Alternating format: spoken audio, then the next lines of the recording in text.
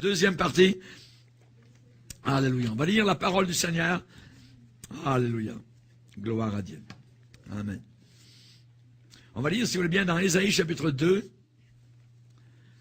Ésaïe chapitre 2. Le verset 10.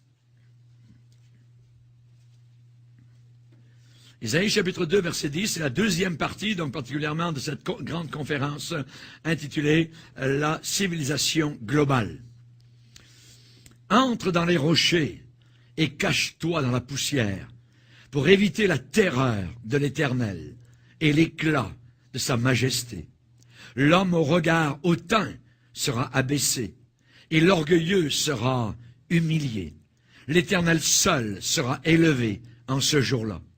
Car il y a un jour pour l'Éternel des armées, contre tout homme orgueilleux et hautain, contre quiconque s'élève, afin qu'il soit abaissé, contre tous les cèdres du Liban, hauts et élevés, et contre tous les chênes de Basan, contre toutes les hautes montagnes, et contre toutes les collines élevées, contre toutes les hautes tours, et contre toutes les murailles fortifiées, contre tous les navires de guerre, les navires de Tarsis, et contre tout ce qui plaît à la vue.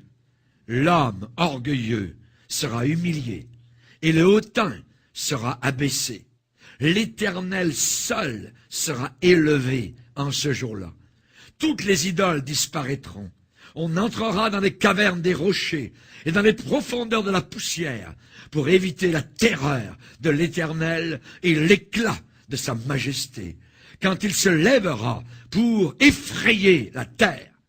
En ce jour, les hommes jetteront leurs idoles d'argent et leurs idoles d'or qui s'étaient faites pour les adorer. Ils les jetteront aux rats et aux chauves-souris. Et ils entreront dans les fentes des rochers, dans les creux des pierres, pour éviter la terreur de l'Éternel et l'éclat de sa majesté, quand il se lèvera pour effrayer la terre. Cessez de vous confier en l'homme, dans les narines duquel il n'y a qu'un souffle, car de quelle valeur est-il? Amen. Seigneur, nous voulons te bénir et te remercier. Garde-nous tout petits devant toi, Seigneur, car nous ne sommes rien. C'est toi qui nous as sauvés. Ce que nous sommes, nous te le devons, Seigneur, éternellement. Et nous te bénissons pour la joie et le privilège que nous avons aujourd'hui encore de sonder les Écritures, de plonger nos regards dans la loi parfaite, la loi de la vérité, Seigneur. Et nous désirons apprendre, nous voulons connaître, Seigneur, afin de ne pas être flottants, Seigneur, et en train de errer ici et là, Seigneur. Nous voulons au contraire être affermis dans la vérité présente, Seigneur, car tu es le Dieu qui nous a promis la vie éternelle, et tu es le Dieu qui ne ment pas. Nous te bénissons, Seigneur, au nom de Jésus. Veuille bénir la réflexion de nos cœurs et que nous puissions comprendre le sens de tes paroles dans le nom puissant de Jésus. Amen. Et tout le peuple dit Amen. Gloire à Dieu. On peut s'asseoir, frères et sœurs, chers amis.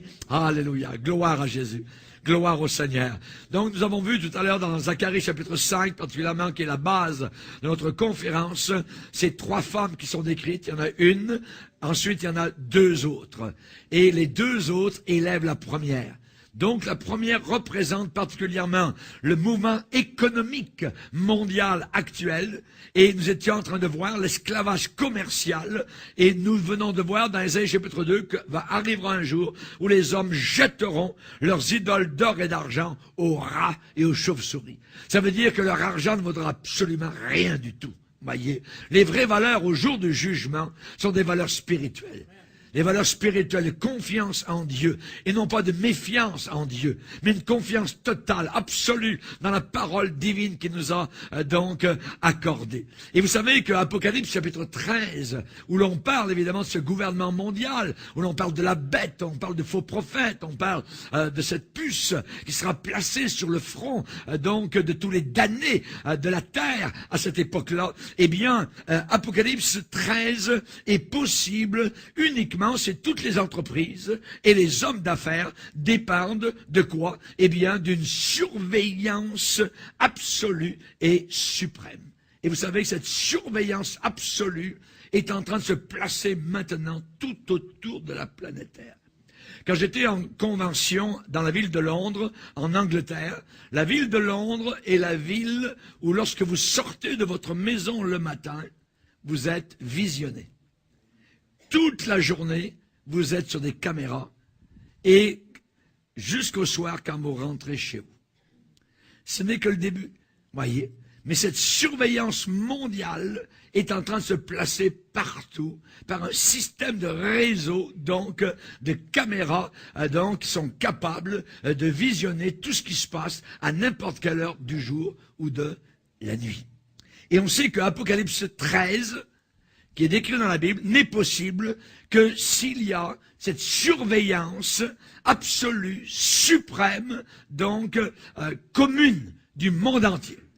Donc, il n'y aura plus aucune intimité, aucune vie personnelle bientôt, à cause justement de cette surveillance, ce système donc qui s'en vient, qui est donc un système relié donc à un réseau mondial. Voyez, et Internet actuellement donc est en train de faire ce travail. Internet à la base, c'est diabolique. Nous nous en servons donc pour répandre la parole de Dieu. Merci Seigneur pour ceux qui peuvent s'échapper, je dirais, du système en écoutant la parole de Dieu. Nous utilisons donc cette technique pour répandre la parole de Dieu. Actuellement, nous sommes visibles et entendus dans 177 pays. Il y a juste une vingtaine d'années, je n'aurais jamais pu imaginer que nous participerions donc comme Église à cette évangélisation, cet enseignement mondial tout autour de la terre. Mais, étant donné que Jésus a dit, l'évangile, le véritable évangile sera prêché au monde entier. Ensuite viendra donc la fin. Amen. Et nous bénissons le Seigneur donc pour cette technique. Mais cette technique, elle a un autre côté obscur qui est la surveillance donc de chaque être humain. Avec la carte de crédit, si vous avez un téléphone portable, vous êtes vu, su et connu, donc de partout. On connaît vos achats, on sait où vous êtes, on sait comment vous appelez, on est connaissant donc de vos habitudes commerciales, et ainsi de suite. Donc, vous êtes, je dirais, vous rentrez dans un système donc mondial. Et cela est déjà le début donc de système décrit dans la Bible depuis 2000 ans, que Jean a vu dans l'Apocalypse au chapitre donc 13. Et on sait donc qu'il y a l'existence quelque part dans le monde d'un seul système organisateur et centralisateur de toutes les données qui sont vues, entendues. Vous avez vu même comment des chefs de gouvernement, alors qu'ils téléphonent, eh bien, leurs conversations peuvent être entendues par des gens qui savent pirater leur téléphone iPod. Donc, on voit qu'aujourd'hui, le système mondial est en train, donc, de commencer à exister sous nos propres yeux. Voyez, et on sait qu'il va y avoir une collaboration mondiale de tous les hommes. Ça sera une écuménicité commerciale. Voyez. Tout le monde ensemble. Ce sera le contrôle absolu sur le commerce universel, mondial. Surveillance totale, donc 24 heures sur 24, au point de vue de tout ce qui se passe. Et le Nouveau Testament, notre Bible, pas le Coran, la Bible, prévoit donc cette gigantesque organisation à la fin des temps. La Bible en a parlé. Et c'est pas arrivé d'aujourd'hui. C'est écrit depuis 2000 ans. Vous voyez, il y a juste 50 ans, on n'aurait jamais pensé c'est quoi exactement que ça veut dire, on ne savait pas. Mais aujourd'hui, étant donné tout ce qui est en train de se passer autour de nous, nous commençons à voir que la Bible, c'est la parole de Dieu. Dieu, c'est la fin dès le commencement. Alléluia. Que Dieu soit béni. Tout le monde sera englobé, que ce soit les ouvriers indépendants, que ce soit les petits employeurs, les grands employeurs. Cette autorité commerciale va exclure des affaires quiconque n'aura pas été marqué du sceau de l'Antéchrist, la bête. Alors, question, veux-tu être marqué pour Satan ou marqué pour Jésus-Christ? Alléluia. Qu'est-ce qu'on choisit? On va choisir Jésus. Merci Seigneur. Amen. Vous savez que dans l'Apocalypse, la chrétienté biblique sera détruite. Il y aura une oppression brutale de quiconque va confesser la foi en Dieu. Hein? N'oubliez pas, personne ne pourra ni acheter, ni vendre. Ça veut dire que le commerce existera, voyez, mais personne ne pourra ni acheter ni vendre s'il n'a pas la marque, voyez. Les personnes deviendront la carte, je dirais, de crédit. Actuellement, on la porte, la carte de crédit, on la passe, voyez. Mais on est à un pas, voyez. Et on voit des gens qui ont des puces ici et là et qui passent devant des faisceaux lumineux et tout ça enregistre évidemment donc toutes leurs données. Alors, on voit qu'on n'est pas très loin de tout cela. Et il y aura évidemment des gens décapités durant la grande tribulation. Ce qui veut dire qu'il va y avoir des têtes qui vont rouler. On nous dit que la grande prostituée sera ivre du sang. Pas ivre de vin, ivre du sang des témoins de Jésus. Ça veut dire qu'il y aura des témoins de Jésus durant la grande tribulation, et particulièrement donc parmi les Juifs qui vont se convertir et qui vont devenir des flammes vivantes, qui vont annoncer le Messie, Jésus-Christ, et beaucoup subiront la mort. Voyez? Donc, cette grande prostituée sera ivre du sang des témoins de Jésus. On nous parle de gens décapités dans Apocalypse 20, verset 4. On nous parle de la guerre donc au sang dans Apocalypse 13, verset 7. Mais pour nous particulièrement, eh bien, Jésus va dire, ne craignez pas ce que le monde craint et ne soyez pas effrayés. Ne soyez pas effrayés, car Dieu ne nous a pas donné un esprit de peur, mais un esprit de solidité, de force, d'amour et équilibré, de sagesse. Alléluia, gloire au Seigneur, que Dieu soit béni. Question, où passeras-tu l'éternité? Où vas-tu passer ton éternité? C'est votre choix, avec Dieu ou sans Dieu. Avec Dieu ou sans Dieu, voyez, nous voulons évidemment être avec le Seigneur. On va passer donc directement maintenant, donc particulièrement à ce verset aussi où il est dit, donc ce commerce international, c'est l'iniquité, et il la repoussa, il l'enfonça, il la ferma, donc dans l'EFA, dans le système commercial, système de mesure, de poids et de mesure, et il jeta sur l'ouverture, donc l'ouverture sera fermée, sur la masse de plomb. Quand on met du plomb dans la dent, ça veut dire que l'air ne passe plus. Avant, s'il y a de l'air qui passe, vous le sentez, le nerf, ça va jusqu'au nerf, ça fait mal. Alors on fait plomber la dent, voyez. Et quand la dent est plombée, ben c'est plombé, il n'y a plus rien qui passe. Voyez, l'air ne passe plus. Et là, on parle de plomb. Donc, ça va être un système. Donc, l'ouverture sera fermée par une masse de plomb. Et le système dans lequel on s'en va, c'est un système de surveillance, un système de cartes, de codes, ainsi de suite, tout ça, un système numérique où personne donc ne pourra rien faire de lui-même. Tout sera donc comptabilisé et évidemment donc la Bible en parle depuis très longtemps. Maintenant, donc, on voit cela, cette femme ivre du sang des saints et du sang des témoins de Jésus, donc durant la grande tribulation. Et en la voyant, je fus saisi d'un grand étonnement. Imaginez, Jean est étonné parce qu'il pense qu'une église qui parle particulièrement de Jésus, bien, il voit une femme qui représente l'église, mais cette église est prostituée, elle est ivre du sang des saints. Et de plus en plus, les saints de Jésus, les enfants du Seigneur sont de plus en plus haïs. La haine va tomber sur nous parce que nous aimons la vérité, nous aimons la pureté, nous aimons la droiture, nous haïssons ce que Dieu est et nous aimons ce que Dieu aime. Et nous haïssons l'homosexualité, nous haïssons l'avortement, nous haïssons des choses semblables, donc, et le monde aime cela. Et donc, il y a toute une église autour de nous, on va le voir dans quelques instants, qui est en train de monter et qui aime le monde, voyez. Et déjà, là, cette grande prostituée, donc, est en formation, donc, autour de nous. Et donc, elle va haïr de plus en plus les véritables enfants de Dieu. J'ai vu cette femme ivre du sang, donc des témoins de Jésus. On parle de sang, on parle de bataille, on parle d'anéantir donc les chrétiens qui donc croient qu'il y a juste Jésus qui sauve, il n'y a personne d'autre, ainsi de suite. Donc on sera banni de la planète Terre, donc et on peut s'attendre à de grandes persécutions venant donc contre nous. En attendant, le Seigneur a dit, je vais vous chercher. Vous voyez, donc on peut voir certaines persécutions, on peut voir certaines choses, mais nous ne rentrerons pas à l'intérieur parce que nous ne sommes pas destinés à la colère. Et la grande tribulation, c'est la colère de Dieu, donc sur la planète Terre. Maintenant, on va voir cette deuxième femme. On a vu la première femme qui est le mouvement donc économique. Maintenant, la deuxième femme qui est reliée à la troisième, donc le mouvement religieux qui est relié au mouvement politique. La religion et la politique. Et cette deuxième femme, donc symbolique, eh bien, elle est là, et particulièrement, on sait que le pape travaille très fort à l'unité d'esprit de toutes les religions. Cet homme-là a renversé la croix. Cet homme-là est un apostat, cet homme-là est un perdu, cet homme-là est un pervers, c'est un séducteur. Voyez, il n'a jamais été aussi séduisant que les papes précédents. Et on sait particulièrement qu'on a la description de la grande prostituée. L'Église catholique, écoutez bien le mot avec lequel je la définis, c'est une Église apostate.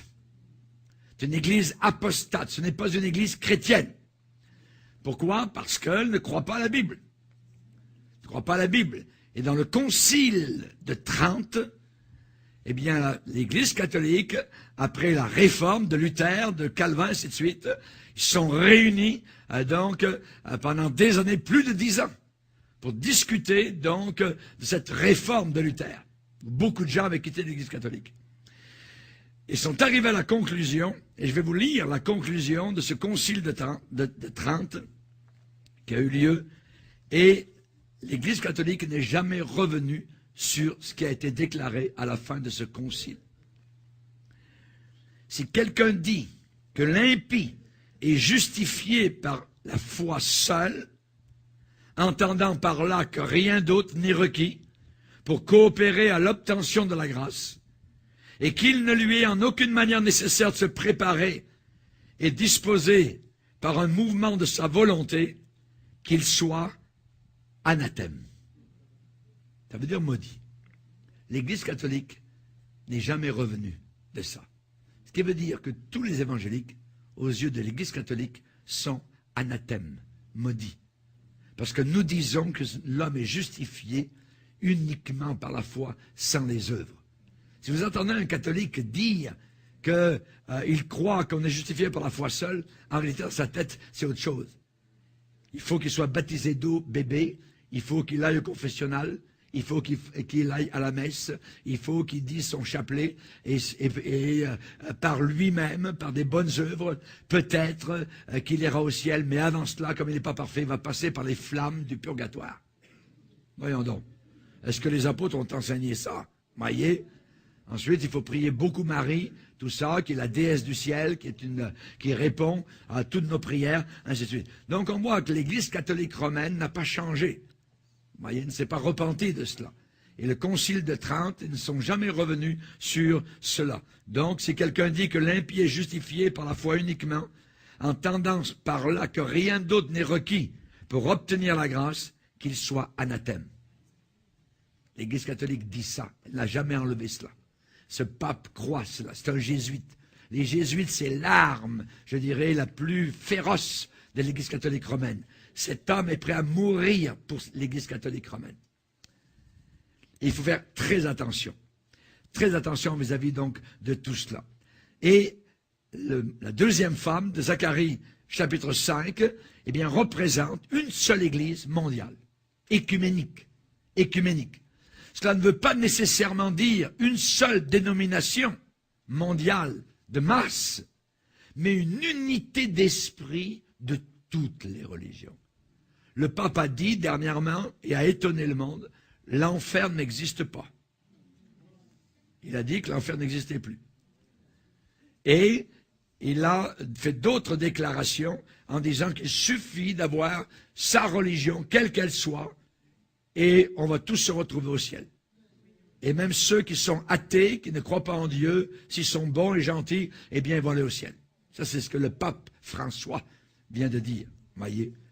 Donc, on parle d'une unité d'esprit de toutes les religions, les juifs, les chrétiens, les musulmans, les hindous, les bouddhistes, les religions païennes, religions de nouvel âge, et d'autres sectes religieuses, la religion des ancêtres, la religion des Indiens d'Amérique, du Grand Manitou, les animistes d'Afrique, tout le monde est bon. Ils peuvent rester dans leur religion. Vous avez remarqué dans nos livres et nos librairies chrétiennes, nous avons maintenant dans nos livres des références à Mère Teresa. On cite Mère Teresa, elle a dit cela, tout ça. Ou alors Sainte Thérèse d'Avila, ou alors Saint ceci et cela. Dans nos propres livres. C'est une intrusion de l'Église catholique. Voyez, la Mère Teresa est allée aux Indes. Elle a dit, je ne suis pas aux Indes pour faire des hindous des chrétiens. Je suis aux Indes pour faire des hindous de meilleurs hindous. Cette femme-là n'est pas sauvée. Cette femme-là est une nonne catholique, voyez, qui croit à la messe, ainsi de suite. Ce n'est pas une chrétienne.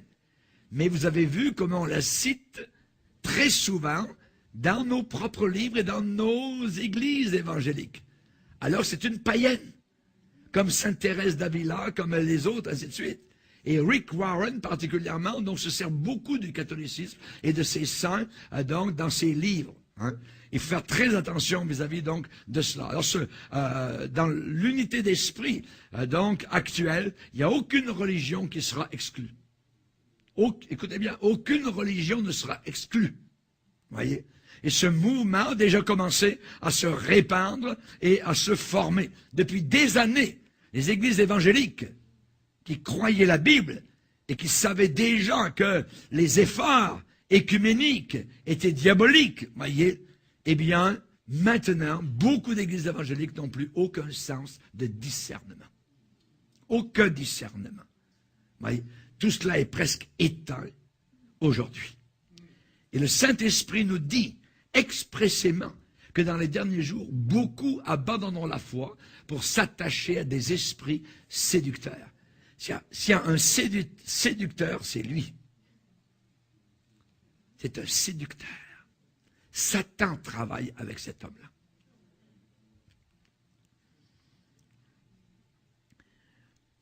La Bible nous parle, dans Zacharie 11, l'Éternel me dit, prends encore l'équipage d'un pasteur insensé. Pas d'un pasteur sensé, insensé. Et il dit, voici, je susciterai dans le pays un pasteur qui n'aura pas souci des brebis qui périssent. Il n'ira pas à la recherche des plus jeunes. Il ne guérira pas les blessés. Il ne soignera pas les saines. Mais il dévorera la chair des plus grasses, l'argent, tirer l'argent, et il déchirera jusqu'aux cornes de leurs pieds. Malheur au pasteur de Néant qui abandonne ses brebis, que l'épée fonde sur son bras et sur son œil droit, que son bras se dessèche et que son œil droit s'éteigne. Ici, nous avons le bras qui signifie la force. Beaucoup de pasteurs aujourd'hui sont desséchés, n'ont plus aucune force spirituelle, et leur œil, qui est le discernement, est éteint complètement. On parle d'un pasteur insensé. Chers amis, c'est ce que la Bible nous enseigne. Donc, Jésus lui-même a dit, ce sont des aveugles qui conduisent des aveugles. Est-ce qu'un aveugle peut conduire un aveugle? Certainement. Mais les deux vont tomber dans le fossé. Les deux vont tomber dans le fossé. Et c'est la raison pour laquelle nous avons aujourd'hui cet écuménisme avec l'Église catholique apostate, qui n'est pas chrétienne, qui prie les morts. Depuis quand est-ce qu'on peut s'associer avec des gens qui prient des morts? C'est interdit dans la Bible. C'est la nécromancie. C'est les païens. Voyez? Et on sait que l'esprit du monde actuellement est à l'intérieur de l'Église. Paul a dit, prêche la parole. Il viendra une époque où les hommes ne supporteront plus la saine doctrine, mais ayant la démangeaison d'entendre des choses agréables. Ils se donneront une foule de pasteurs, de docteurs, selon leur propre désir. Ils détourneront l'oreille de la vérité. Ils se tourneront vers des fables, des histoires à dormir debout. Chers amis, je t'en conjure, dit l'apôtre Paul, je t'en conjure, des aveugles qui conduisent d'autres aveugles. C'est très dangereux d'être conduit par un aveugle. Il faut que celui qui me conduit ait l'œil ouvert. Il ne faut pas que son bras soit desséché. Il ne faut pas qu'il soit un insensé. Il ne faut pas que son œil soit éteint. Il faut qu'il puisse voir, comprendre. Vous voyez ce qui est en train d'arriver. Le pape a adressé à la conférence des pasteurs de Kenneth Copeland un message. Pour la première fois, on a été étonné et on a vu le message que le pape a envoyé à un faux prophète appelé Kenneth Copeland. Kenneth Copeland est un pasteur aux États-Unis qui croit dans l'évangile de prospérité, qui a déclaré qu'il serait aussi bien mort sur la croix si on avait fait la même chose, que le salut n'a pas été accompli à la croix, mais en enfer. Voyez? Et Copeland était dans une conférence au Texas où il a rassemblé ceux qui sont avec lui dans son ministère. Et il y a un écuménique qui est venu, un pasteur anglican, qui est baptiste, qui est pentecôtiste, qui est anglican, qui est catholique, il est tout à la fois. Et cet homme a déclaré, il s'appelle Palmer, il a déclaré que la réforme s'est terminée. Il n'y a plus de réforme, il n'y a plus de protestation à faire, tout le monde est ensemble et il suffit de faire bisous ensemble avec les catholiques, tout le monde est bien. Et le pape a envoyé donc un message particulièrement donc à Kenneth Copeland. Et il veut que ce message se répande évidemment dans le camp évangélique. Et dans ce message, il dit qu'il s'ennuie, que c'est fini les chicanes, qu'il est comme Joseph, quand ses frères sont venus, il s'est mis à pleurer, tout ça, et c'est lui Joseph. Voyez, et il s'ennuie de nous, donc il faut revenir maintenant au catholicisme. Voyez. On va marcher sur le sang de tous ceux qui sont morts, en sachant que cet homme est un séducteur, que cet homme ne se repent pas de ses péchés, cet homme prie Marie. Regardez, il a encore une idole juste derrière lui, là. Vous voyez? Ouais. Donc, on est tous frères et sœurs. Et on va écouter un petit peu, peut-être, je ne sais pas comment ça fonctionne. Dear brothers and sisters, Chers frères et sœurs, excusez-moi parce que je parle en italien. Because I speak in Italian, but Mais je ne parle pas bien anglais, mais je parle pas ni italien ni l'anglais, mais je vais parler avec mon cœur. I will speak no Italian, no English, but carefully. Je vais parler avec mon cœur. È una lingua C'est le langage bien plus simple et plus più authentique. semplice e più autentica. E questa lingua del C'est le cuore langage du cœur qui a ha un un langage linguaggio e particulier una et grammatica une grammaire. speciale. La grammatica Une grammaire simple. semplice, 2 règles. 2 regole. Aime Dieu Ama Dio par-dessus tout soprattutto et aime l'autre, e ton ama prochain, l'altro perché il tuo fratello è parce la que tua c'est ton sorella. frère et ta sœur. E con queste 2 cose andiamo Et avec avanti. ces 2 règles, on peut aller de l'avant. Io sono qui con Je suis ici, mon frère mio fratello, Bishop, Tony il Palmer. vescovo fratello. Nous avons été des amis pendant des années. Siamo amici da anni. E lui mi ha detto Il m'a parlé de votre di conférence vostro et de votre convegno, réunion. di vostro C'est mon raduno. plaisir de vous saluer. Con piacere vi invio un saluto. Un saluto Une salutation à la fois joyeuse et e nostalgique. nostalgico.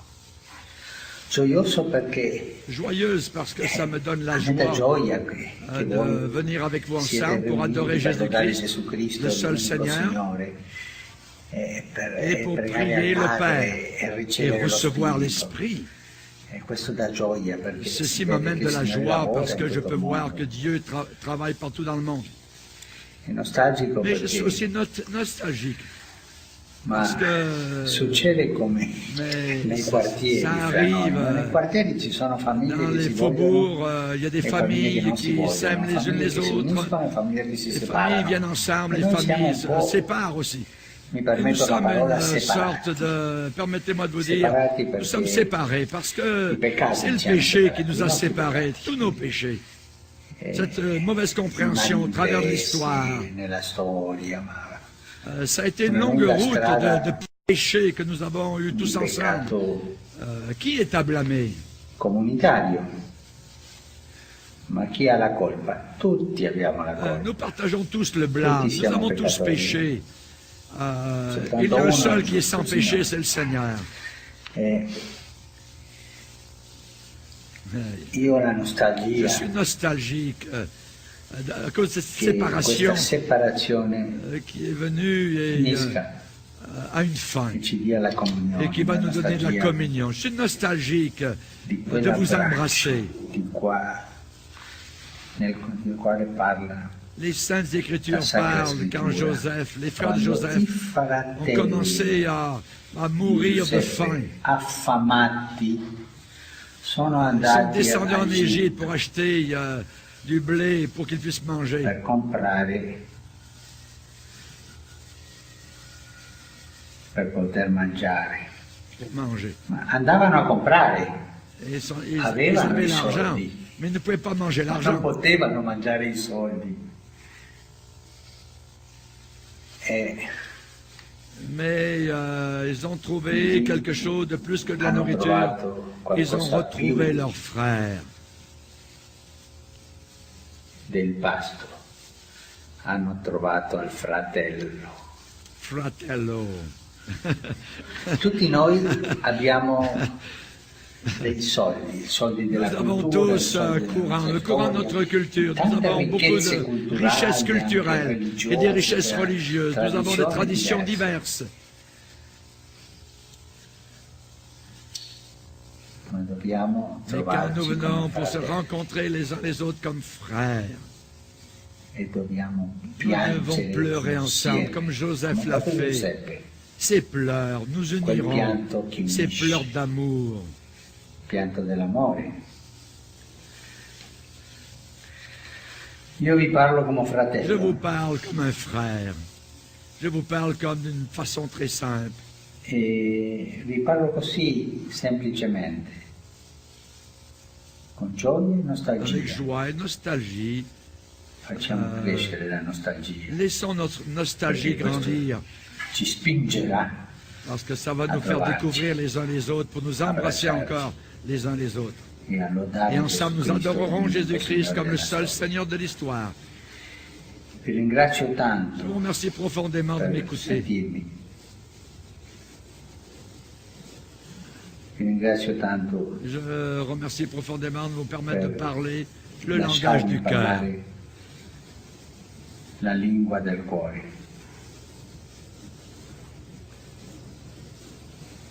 E vi chiedo anche un Je vous favore, demande aussi une faveur. di pregare per me Priez pour perché moi, parce que j'ai ho besoin de vos bisogno delle prières. vostre preghiere. Io prego Et je per prierai voi, pour vous. lo farò. Je le ferai. Ma io ho bisogno Mais j'ai delle besoin vostre de vos preghiere prières. e pregare al Signore perché Prions ci le Seigneur stabilisca. qu'il puisse nous unir ensemble. E avanti, siamo fratelli, Alors, nous sommes ci frères. diamo spiritualmente questo abbraccio, Donne-nous une bonne embrassade spirituelle. Laissons Dieu compléter le travail qu'il a commencé. finisca l'opera che Lui ha incominciato. Perché questo è un miracolo, Et c'est un miracle. Le miracle de è l'unité a incominciato. commencé. E dice uno scrittore Un auteur italien italiano, fameux nommé famoso, Manzoni dice a questa écrit dans frase son livre, in un romanzo, un uomo semplice simple del homme parmi le dice questa peuple, frase: une fois dit, non ho je trovato n'ai jamais mai vu Dieu che commencer il un Signore miracle abbia sans qu'il le finisse incominciato un bien. miracolo senza finirlo bene. Lui finirà bene questo Il va miracolo. bien finir ce miracle d'unité. Vi chiedo Je vous demande de me bénir et je vous bénis. e io vi benedico. Di fratello a fratello. De frère à Un frère, je abbraccio. vous embrasse. Merci. Grazie. Regardez la réaction, la réaction.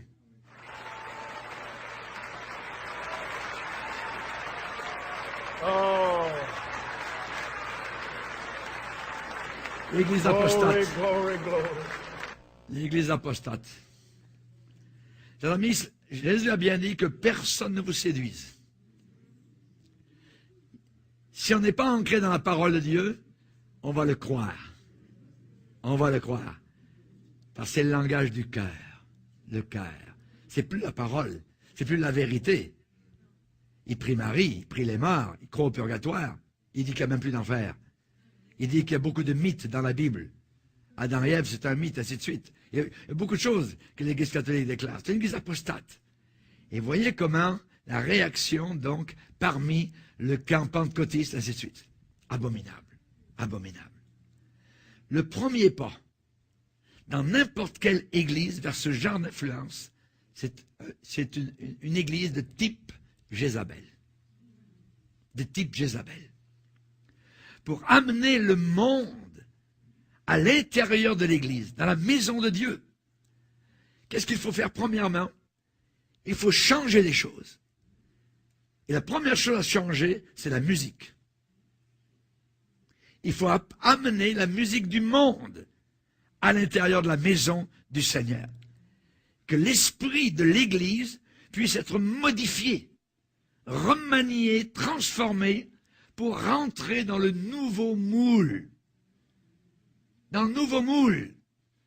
Pour que vous sentiez très bien chez les baptistes, chez les pentecôtistes, chez les islamistes, chez les bouddhistes, chez les catholiques. C'est la montée de la grande prostituée. N'oubliez pas que cet homme va vers les islamistes en même temps. Que cet homme embrasse le Coran, un livre de Satan. Donc, on a affaire à quelque chose de terrible, voyez. Et il dit qu'il est Joseph, qu'il s'ennuie de nous.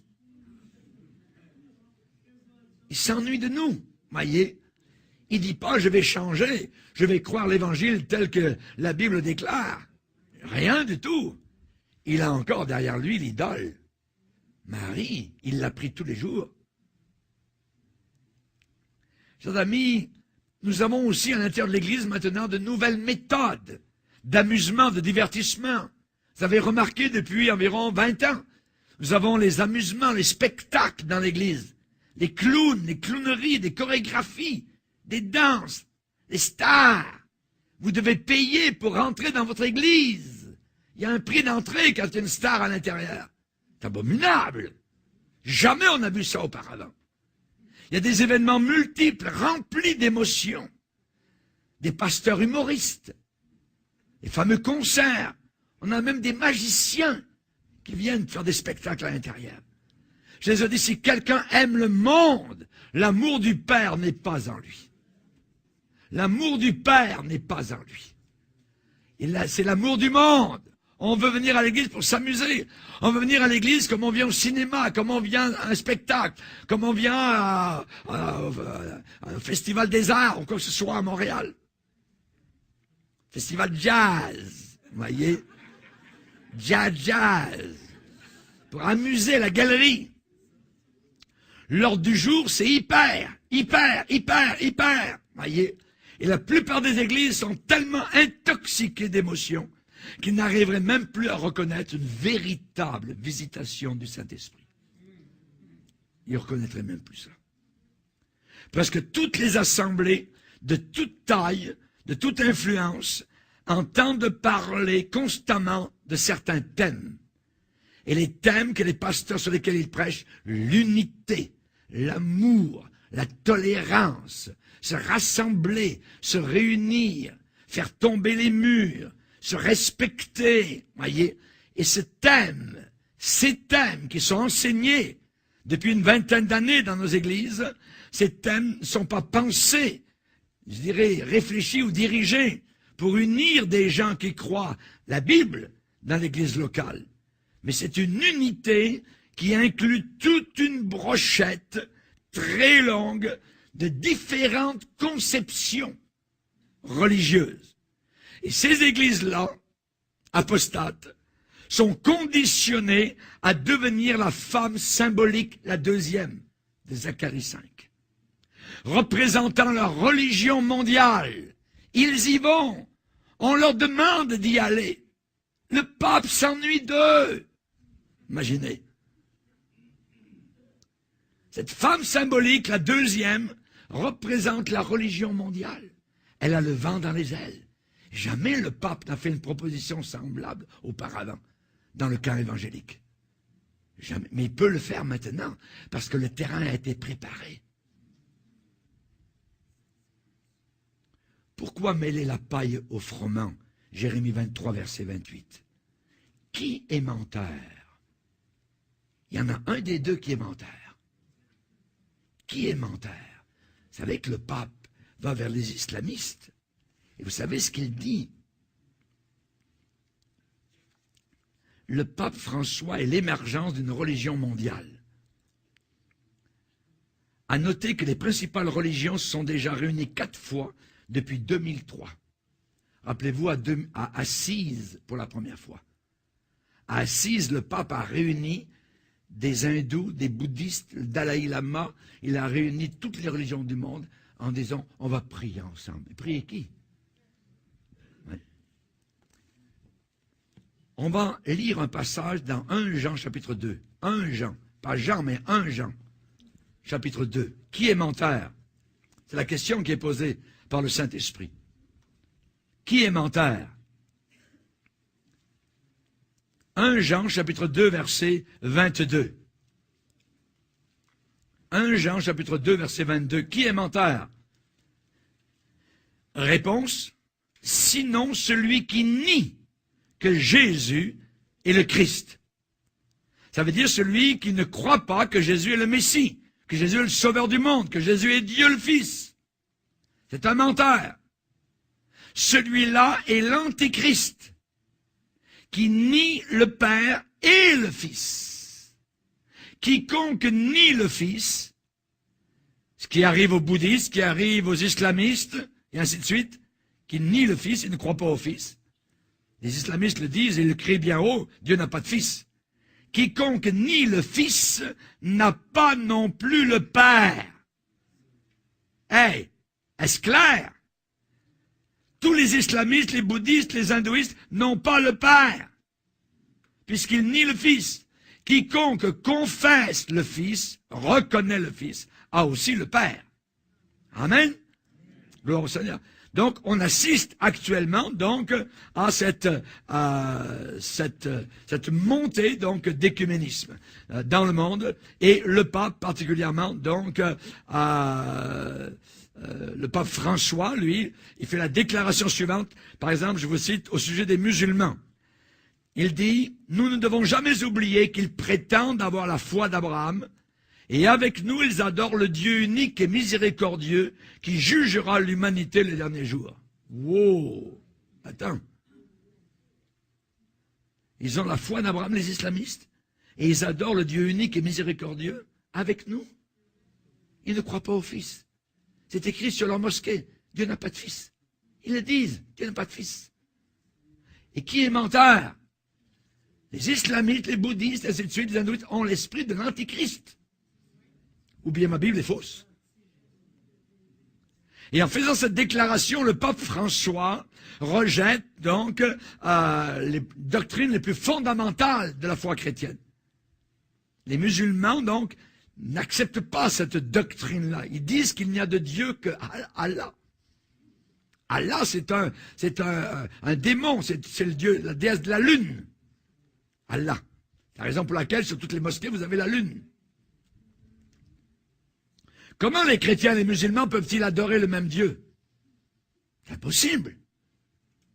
La seule façon de déclarer cela, c'est de refuser que Jésus-Christ est Dieu.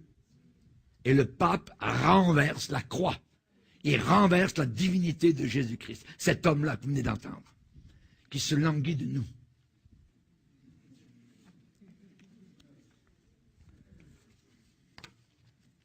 Chers amis, aujourd'hui on entend dans les églises évangéliques, la doctrine nous sépare, l'amour nous unit. Tous ceux qui croient ça s'en vont vers l'église prostituée. Ils vont aller vers le pape, parce qu'il y a une puissance diabolique d'attraction. Il y a quelque chose qui attire. Puisqu'ils n'ont pas reçu l'amour de la vérité pour être sauvés, Dieu leur envoie une puissance d'égarement, une force d'égarement, pour qu'ils croient à un mensonge. À un mensonge. Nous voulons croire à la vérité. Chers amis, depuis le 11 septembre 01, il y a eu des réunions écuméniques et on a vu, par exemple, le pape à Assise, dans les années 80, toutes les religions ensemble, les luthériens, toute l'église luthérienne du monde entier retournée vers Rome. Luther était dans l'erreur.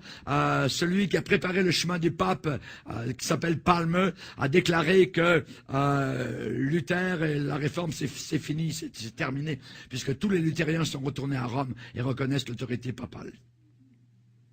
Billy Graham a déclaré que le pape est la conscience universelle du christianisme. C'est lui qui nous conduit. Billy Graham est un apostat.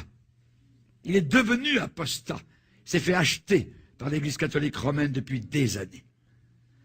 Robert Schuller a dit « Retournons au berger » en parlant du pape. Retourner à prier Marie, à le croire infaillible, ainsi de suite. Jamais de la vie. Jamais de la vie.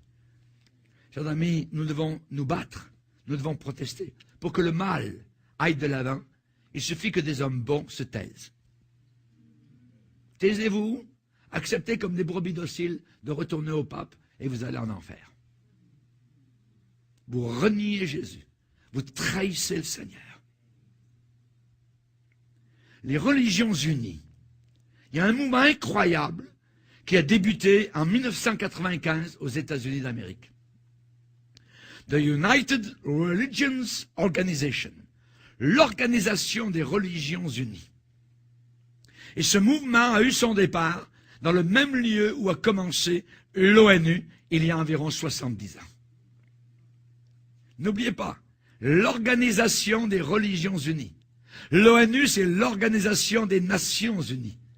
Mais maintenant, est en marche un nouveau train, l'Organisation des religions unies. Et ce mouvement a pour but de devenir l'ami de Lee, le compagnon de Lee de l'ONU, une organisation corrompue. L'ONU est une organisation totalement corrompue.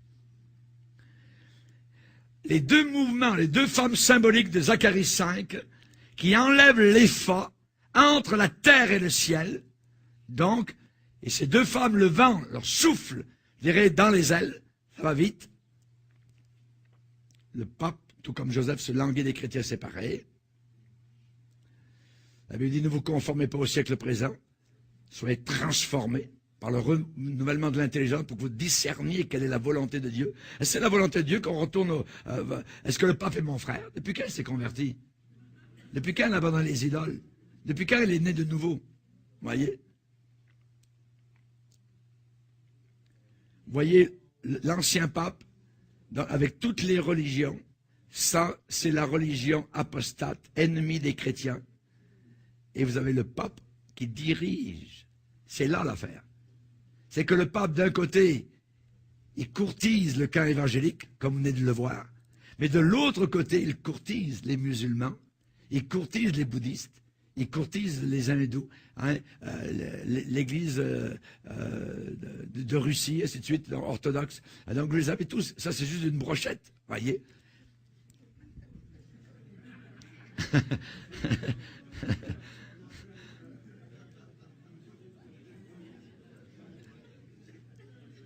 Ce que nous voyons, c'est, on n'aurait jamais vu ça auparavant. Jamais vu ça quand on a accepté le Seigneur il y a quelques années, voyez. Et bientôt, donc, tout cela va être pleinement uni et ça va être prêt à voler la religion, la politique et le commerce, l'économie, tous ensemble. Ces trois ont le vent dans les ailes aujourd'hui. Au commencement de leur brochure, l'Organisation des religions unies, dans leur brochure, ils ont montré leur but déclaré. Et la déclaration de leur plan d'action, c'est-à-dire leur agenda.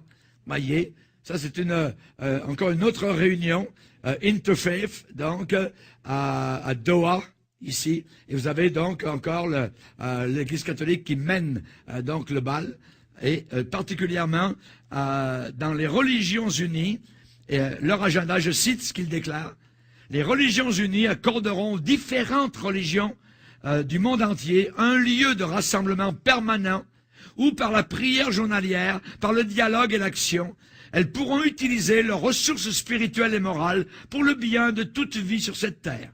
Le procédé pour allumer cette nouvelle lumière, quand on rentre chez les francs-maçons, aussi c'est une nouvelle lumière, voyez, ici on parle de nouvelle lumière, il me semble que la Bible dit, Jésus est la lumière du monde, je suis la lumière du monde, voyez. Ah donc, si quelqu'un vous prêche un autre évangile, qu'il soit maudit, anathème. Donc, là, ils allument une nouvelle lumière pour le monde entier. Et ça ne fait que commencer, disent-ils. Pour que cela soit une réussite, cela demandera une foi, une croyance dans ce qui peut sembler inimaginable. Auriez-vous pu imaginer le pape se languir de nous et dire revenez? Jamais auparavant. Jamais. On tuait les chrétiens. L'Église catholique a 50 millions de morts sur les mains. L'Église catholique, en Europe, a tué 50 millions, autant que Hitler, durant la Deuxième Guerre mondiale, durant les guerres de religion. Faut jamais oublier ça. Mais maintenant, c'est un autre visage. Le diable se déguise avec amour, gentillesse, sourire. Langue de vous. Il va nous faire pleurer.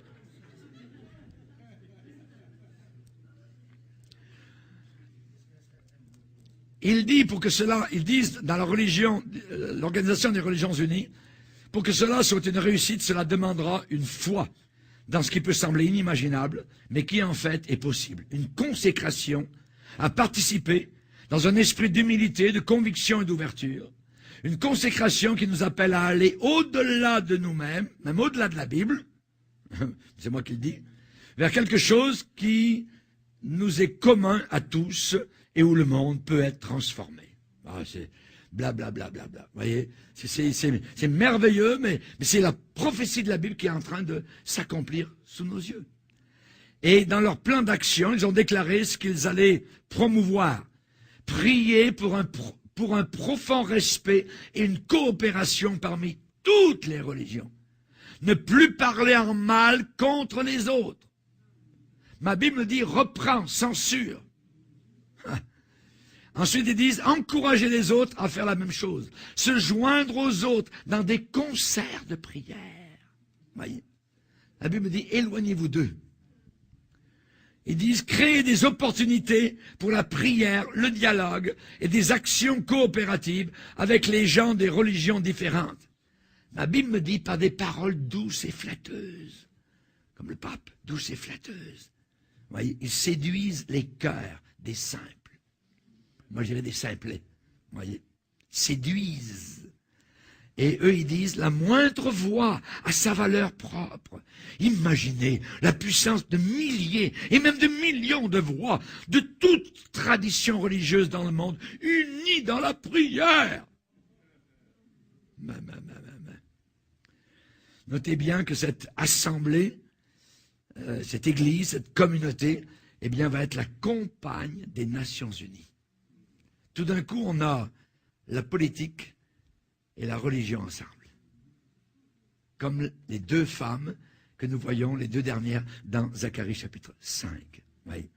Tous unis, tous ensemble. C'est merveilleux. Oh, toutes les religions. C'est quoi ton signe? Ah, c'est l'étoile de David? Ah, pas de problème. Ah, c'est le croissant islamique? Il n'y a pas de problème. Toi, c'est quoi? C'est la Chine? Toi, c'est quoi? Le poisson, t'es chrétien? Ah, pas de problème. Hein, toi, t'es quoi? Toi, t'es le haut, le bas, le négatif, positif? Pas de problème. Tout le monde ensemble, vous voyez. C'est en train d'arriver sous nos regards. C'est jamais arrivé auparavant. Jamais. Nous sommes dans le temps. Nous sommes dans l'époque de la fin des temps, voyez. Et ils ont aussi déclaré, notre agenda, c'est d'être en liaison avec les Nations Unies. Coopérer, disent-ils, étroitement avec les Nations Unies et ses organisations pour compléter les mandats politiques, diplomatiques et sociaux des Nations Unies, pour influencer la politique des Nations Unies, pour supporter ces programmes. La politique et la religion ensemble. Et vous savez que le pape est très bon là-dedans, puisqu'il faut tous les hommes politiques de la terre vont voir le pape. Tous. Dès qu'ils arrivent en pouvoir, ils vont à Rome pour aller saluer le pape. Et on a besoin pour entrer au Vatican d'un passeport. Parce que c'est un État. Donc c'est une politique. Ils ont des banques richissimes. Voyez. Chers amis, on a affaire à quelque chose de terrible. Saint-Pierre de Rome, voyez. Vous savez comment ça a été construit, Saint-Pierre de Rome? Par l'argent des Européens, où les moines passaient dans les villages, rassemblaient les foules en disant, le moment où votre pièce d'argent tombe dans le panier, les âmes du purgatoire, qui souffrent et qui sont en enfer, vont directement au ciel. Voulez-vous laisser vos parents souffrir encore longtemps? Amenez votre argent. Et ils ont construit Rome comme cela par les indulgences. Luther a été offusqué quand il a vu ça. Il y en avait un moine terrible qui était très bien, qui ramassait des fortunes, s'appelait Tetzel. Le moine Tetzel, voyez, le moment où votre argent tombe dans le panier, les âmes du purgatoire vont au ciel. Et ils ont construit Rome avec cet argent sale. Chers amis, le pape catholique recherche ce rôle de leadership. Il y a eu des années, dans les années 90, un conflit considérable entre Rome et l'ONU. Entre l'ONU et Jean-Paul II. Parce que les deux entités voulaient ce grand rôle de conducteur d'une seule religion mondiale. Et ces deux entités vont se mettre d'accord pour la partager sous les feux de la rampe. Ce qui va arriver, c'est que Rome va monter la bête des systèmes mondiaux. Et on peut croire aussi que toutes les religions auront droit à un certain partage égalitaire, avec une personnalité principale devenant la tête religieuse. Cette personnalité sera soit le faux prophète, ou sera suivie par le faux prophète. Et le pape, je ne dis pas qu'il est le faux prophète d'Apocalypse 13, mais il a l'esprit de l'Antichrist en lui. Il a l'esprit du faux prophète. C'est un séducteur. Une déclaration de l'Organisation de la Religion Unie suggère que ce sont ces choses mêmes qui sont en train d'arriver. Je cite, « Les religions unies supporteront l'œuvre du temple de la compréhension. » Une association mondiale interfaith, basée à New York, qui organise un conseil spirituel de penseurs religieux éminents, de leaders religieux éminents, venant de différentes traditions religieuses spirituelles, pour devenir un comité consultatif pour le Conseil de sécurité de l'ONU. Si vous avez encore confiance dans la tête de votre mouvement religieux, vous êtes en train de vous mettre les doigts dans les yeux. Ils sont tous écuméniques. C'est nous à la base de rester fidèles à Jésus. Rester fidèles à la parole de Dieu. Ne pas se laisser embarquer dans des concerts de prière avec les catholiques. Venez dans mon église, moi je vais dans votre église, tout ça. Puis les anglicans, ainsi de suite. La sauce béchamel. C'est abominable. C'est abominable. Oui. Et le troisième mouvement, évidemment, donc on n'a pas trop de temps. Le troisième mouvement, c'est un mouvement politique. Le mouvement politique de la fin des temps, n'oubliez pas, les trois femmes volent ensemble. Elles ont le vent dans les ailes. Cette politique mondiale, nous la voyons particulièrement donc monter, particulièrement au travers de l'Europe, alors que les États-Unis et l'Amérique du Nord est en train de baisser, et c'est en train de changer vers l'Europe. C'est là-bas que ça se passe, et le gouvernement mondial est en train de s'installer là-bas en Europe.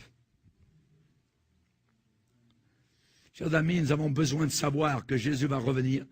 Il vient bientôt, il vient soudainement, il a promis de revenir. Alléluia. Et j'aimerais vous avertir en vous disant particulièrement que ce sont les personnes instables et mal affermies qui seront séduites à la fin des temps. Il faut être affermi, il faut être enraciné dans la parole de Dieu. On ne déroge pas, on proteste contre l'erreur. On aime les gens, on aime les païens, on veut les voir sauvés, mais on ne participe pas à leurs mauvaises actions. Amen. On va baisser nos têtes, on va prier le Seigneur, on va se lever ensemble devant notre Dieu.